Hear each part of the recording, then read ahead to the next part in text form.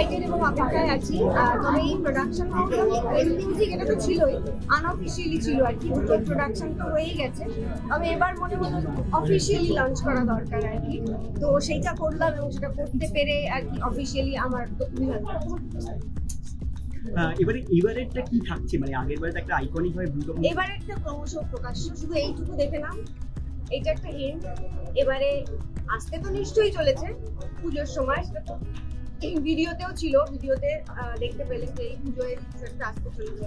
কিন্তু তার সাথে এই যে মানে তোমরা সবাই দেখেছো এবং আমিও দেখেছি, আমি পড়েছিও অনেকবার, লাল আলতা আমরা পড়তে দেখি, কিন্তু নীল আলতা কখনো দেখো না পড়তে। তো এইটার একটা মানে তাৎপর্য আছে যেটা আমাদের বরের কাজের সঙ্গে যুক্ত। এটা খালি এখন গেস করো, ঠিক সময় মতো পরনে একেবারে সাদা, সঙ্গে নীল নীল সাদা।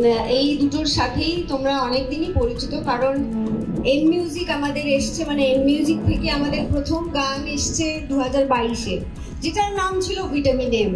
এবং সেই ভিটামিন এম থেকেই প্রোডাকশন হাউসের নামটাও রাখা, ভিটামিন এম এন্টারটেনমেন্ট।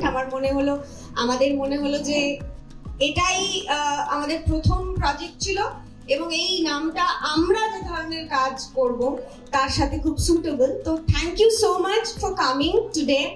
এবং হ্যাঁ, মানে এটা আমাদের খুবই কি বলবো, প্রাণের মনের জায়গা, একটা মিউজিক লেভেল, একটা প্রোডাকশন হাউস।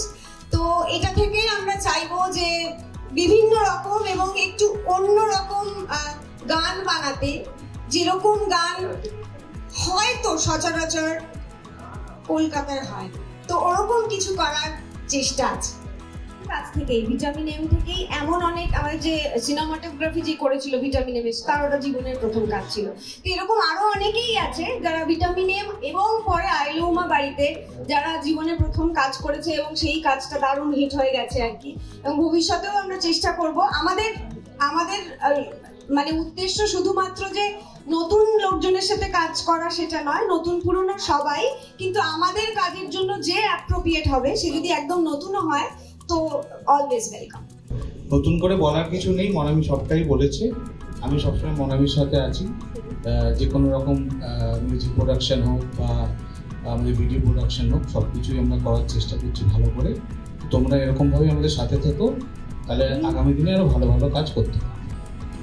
Thank you.